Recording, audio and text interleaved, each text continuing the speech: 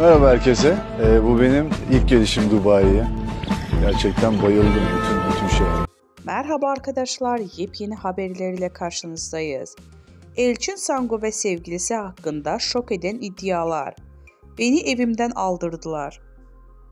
Sosyal medyada hesabından Sihirbaz Bayan adıyla gezi videoları çeken Ceren Yılmaz, Elçin Sangu ve sevgilisi Yunus Özdiken hakkında şok eden iddialarda bulundu. Yılmaz, ikili tarafından işinin engellediğini dile getirdi.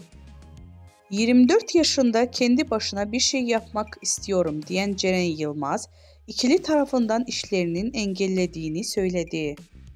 Elçin Sangu ve sevgilisi Yunus Özdiken'in kendisine dava açtığını söyleyen Yılmaz, şu ifadeleri kullandı. Görüntü davasıyla ilgili bana bir kağıt geldi. Türkiye'ye çağrılıyorum ifade verebilmem için.